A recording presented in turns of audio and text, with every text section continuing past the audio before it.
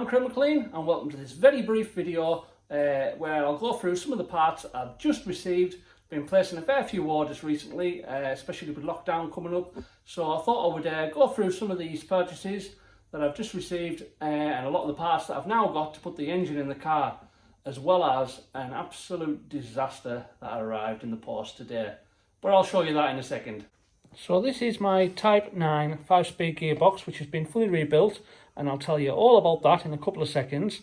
But first, I just want to highlight this, not issue as such, but this dilemma I've got, because there's two ways you can fit your bellows to your gearbox.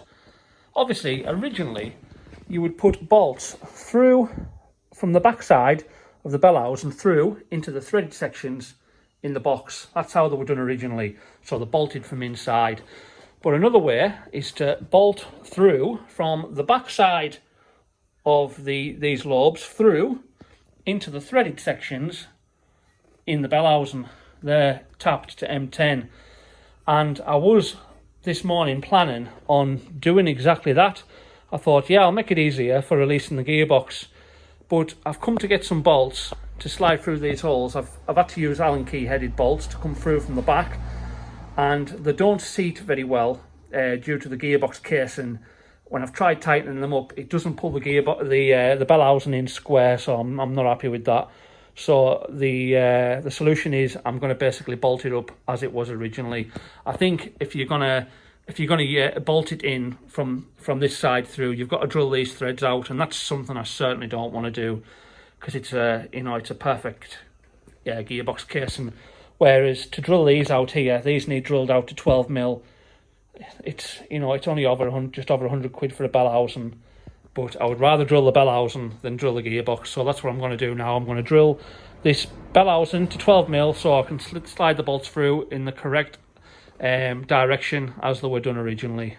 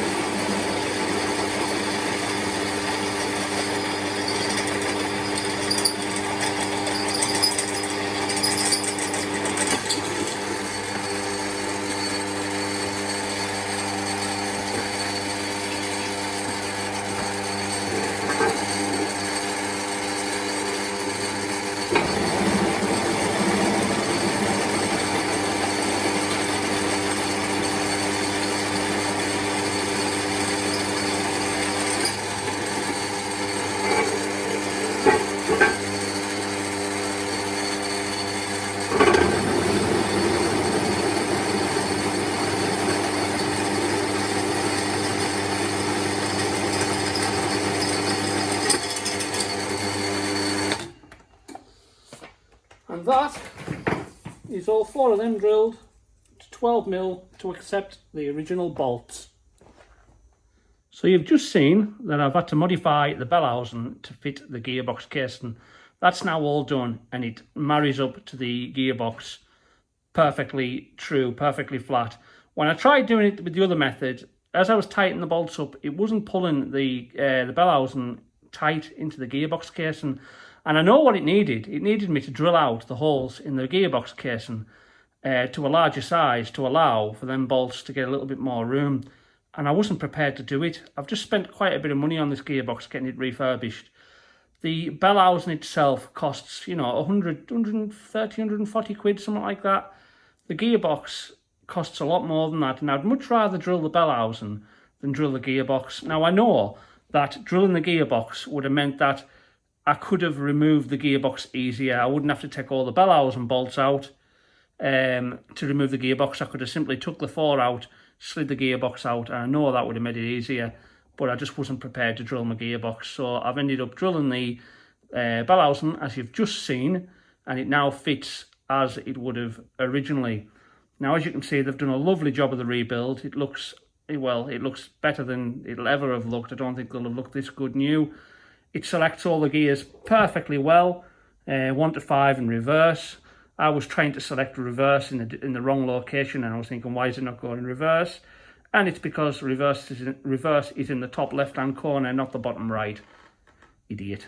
Anyways, so this gearbox, I originally seen that Burton Power do the Type 9 5-speed gearboxes with the longer first gear. Now, they're up for about £1,260, and I thought that was a good price. I still do think it's a good price, really. I mentioned it to Graham at GS Escorts, and he says, yeah, it's a decent price. He says, but I can get you a lot cheaper. He says, have you got your own Type 9 5-speed? I says, yeah, I've got one under my workbench that I was just going to sell on. He says, well, I can get you that converted and rebuilt for you know, significantly less than the £1,260. So I took him up on that offer, and I dropped the gearbox down a number of weeks ago, and he took it to a company in Liverpool called Selector Gearbox. Obviously, that's what they deal with all the time. They specialise in gearbox rebuilds. Gearboxes, along with paintwork, is, you know, proper car body paintwork, is probably the only two things I won't tackle myself. I've had gearboxes in bits before, and I've never been overly confident in just how they go back together. So I would never tackle it myself. I want it done right. So that's why I enlisted a specialist to sort it out for us. So that's the gearbox all sorted. So what it's had while it's been away is it's had front bearing, the rear bearing on the main shaft, the gear bush kit for the lathe shaft, heavy duty bearings for the lathe shaft, gaskets and seals, and it's also had the longer first gear that I've just talked about. Originally, the first gear was 3.65 to 1. It's now been modified for the longer first gear, which is now 2.98 to 1. And basically what that means is the old first gear, they reckon, I mean, I've never drove a car with a Type 9 5-speed, but they reckon first gear was a waste of time. You were in it and you were out of it in no time at all. Very, very short gear. So it's now had a longer first gear kit fitted, which means that first gear is more usable. You stay, you know, it gets you off the mark, but you stay in first a lot longer than you would in the original setup. So it's also had that as well. So I ended up saving in the end £300 off the Burton Power price, and I can't grumble at that. They've done a cracking job of it. The only thing I've done with it since it came back, you've just seen me fit the bellows in. The only other thing I did was the top plate here. The top plate was blasted back to bare steel. It looked amazing, but I thought that's going to rust because it's just steel. So I've actually primed and painted that in satin black, and it now looks the part. So that gearbox is now ready to fit into the car. It's one of the parts I've been waiting to get back. And as you can see, the clutch arm, new genuine Ford clutch arm and thrust bearing are all fitted, and it's ready to bolt in. I've got all the bolts. I think the last thing I've got to do is put the grease on the splines and slide it onto the engine when it's in situ. So that's my gearbox, all complete and ready to fit. So if a Type 9 5-speed is what you're wanting to fit in your project, they were commonly fitted in the Capris, the Sierras and the Scorpios as well, I think. Now there's a couple of small differences with them. The ones fitted to the V6 engine cars have a longer input shaft. I think you've got to cut so much off the input shaft, and you've also got to put 15mm of spacer in this section here to, again, do away with the length of the shaft. It's just something to bear in mind. But apparently, them gearboxes were slightly stronger than any of the other Type 9s. I believe they've got different bearings, roller bearings instead, different type of roller bearings, I believe, something like that. And they're just a little bit stronger than your standard Type 9. So it's just something to bear in mind. They are very readily available. They're very, very common with the Escorts. They're very common with a lot of cars, in fact. But a lot of people down the years have tended to fit them into the Escorts, simply because obviously it's an easy way of getting 5-speed. So I thought that was probably just worth mentioning. Now, if you've been watching my earlier videos, you'll have noticed that I originally said that I was going to do away with the oil to water cooler and fit a sandwich plate and fit an oil cooler in the front of the car. But having spoken to a couple of people, I've heard stories of the oil being too cool with an oil cooler. I've heard a lot of cracks about the race boys putting bits of cardboard down in front of the oil cooler to help the oil heat up, and that's the last thing I want. So I've decided I'm just going to fit the original Ford oil to water cooler, and my mate tagged me in this a couple of weeks ago, and it's absolutely immaculate. It was on eBay. I ended up winning it for £12 odd. It's as new. I'm going to pressure test it first to make sure it's absolutely bang on before I go fitting it. The last thing we want to do is have water in the oil or vice versa. So I've now got that. Now this is the original in comparison, and as you can see, it's very, very tatty, and I wouldn't want to have used that. I could have cleaned it up and painted it, but when you see how bad it is from the outside, it makes you wonder exactly what it's like inside. And I know it's done over 120,000 miles, so I think this is the better option. So yeah, that's just another part that I am going to be coming to fit eventually, and it's I'm going to be sticking with the original Ford item.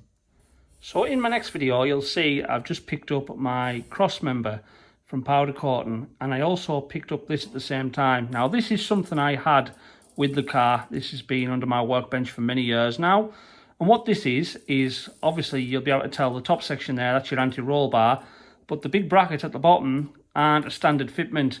I had to do a little bit of research myself just to find out exactly what the main difference was here, and apparently this is what's called the anti-dive kit. And what it does, because it's a big robust bracket and it has 3 clamps rather than just being clamped at either end like your chassis legs, how they were originally done, this big bracket stops the anti-roll bar from twisting in the centre, or helps prevent the anti-roll bar from twisting in the centre, which stops the car diving into corners. It keeps the car a bit more solid on the road, gives it a bit more stability. So I decided, well, seeing as I've got it, I may as well make use of it. It's in absolutely perfect condition, and even better now it's being powder coated. There was no pitting or anything on it. There's a little bit of light pitting on the anti-roll bar, but nothing I'm too concerned about. But the main anti-dive bracket kit is absolutely immaculate, and the only thing I had to do was, I can't remember which side it was, but they've got captive nuts underneath the plates, and 2 of them at one end they'd been snapped off at some point, and they'd just used nylock nuts on the back. So I found a pair of the correct nuts, standard nuts, non-nylock, and I MIG welded them back on as they should be. So it's now, as it would have left the factory, and it's now all powder coated and ready to fit as soon as I get the engine in. I'll get this anti-roll bar on. I think the only thing I don't have are the brackets that bolt onto the chassis legs, which mount this kit onto the chassis legs, but I'll look out for a set of them, get them powder coated, and then that can be fitted as well. The only other thing I forgot to mention about the anti-dive kit is it's come with black rubber bushes, and the black rubber bushes are in perfect condition, to be fair, but I'm going to replace them with poly bushes. I'm going to try and get some black poly bushes to go in the three brackets. So that's the only thing I'll be adding to this kit that I already had under my bench. So in my last video I was talking about fitting adjustable track control arms, or bottom arms, whichever you want to call them, and I've now got these here as well. In the catalogue, on the internet, they were shown with black poly bushes, and I would rather have had black poly bushes if I could, to be honest, and they've came with yellow. But in total fairness, you don't see a lot of these bushes because this end is inside the end of the cross member. You'll hardly see any of it, and this end will be hidden by the big flat end on the end of the anti-roll bar. So I don't suppose it's too much of an issue. But it obviously means I can now adjust the negative camber on the front end to provide, again, a bit more stability on the road, better handling, and that's what I'm aiming for, because after spending so much money and time on the car, the last thing I want to do is obviously put it through a dike. So yeah, that's another part I've just received recently as well. So another couple of things I've just got recently. The switch panel for underneath the dash, I've been waiting for that for a while. I think that's been on back order. That's a reproduction in fiberglass, but you would never know. I mean, I think it's amazing how they've got them looking as close to original as they have. They look remarkably like the originals. I'm really, really chuffed to bits with that. So I've also got the little quarter light window sills and the window sills that go into the channels for the sliding windows in the doors. And while we're on the subject of the sliding windows, I'm wondering if there's anyone out there watching the video that can possibly help. I've managed to get pretty much everything to put the windows in the doors, other than I've got brand new glass, brand new runners, brand new seals, and the only thing I can't get are the bars that go up the edge, that go down into the door and up the edge of the quarter lights for your rubber to go into. They're like a metal channel. I think you pop rivet them into the top of the door frame, and the bolt at in the bottom of the door, and then on the other side there's a little channel that continues down from where your lock is. It continues the channel further down, and I can't find them anywhere. I've looked all over the place. I've had a crack with Graham, he doesn't have any in. So if there's anybody out there that's got a set of them bars for both doors, or even just, you know, the set for the front, whatever you've got, if they're, as long as they're in good condition, please get in touch. I'd be more than willing to buy them off you. I'd really appreciate that. If anyone's got any laying about, that would be a real good help. So I've just had a good bit of good news the last couple of days from Newton Commercial, in the fact that my one-piece pressed carpet has now been dispatched. It took 6 weeks, and they originally said it would take 6 to 8 weeks. So I'm really pleased about that. So the last little thing I've got are these trims here, which basically attach to the edge of the carpet along your doorstep and clamp the carpet to your inner sill.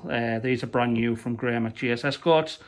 So basically, as soon as I get my carpet here, I can get the carpet fitted and clamped into position. So I mentioned before, I've had a disaster come in the post, and this is it. This arrived this morning. I haven't even took it out of the box.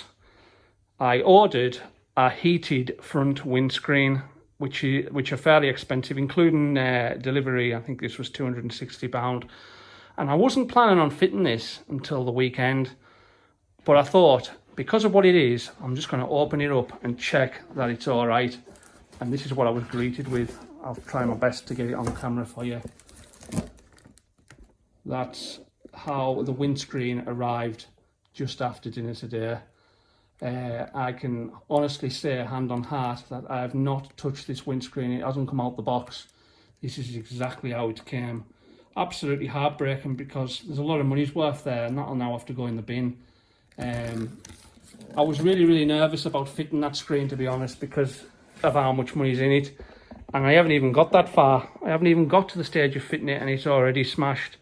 It just makes me realise I'm going to have to be so careful when I come to fit this screen.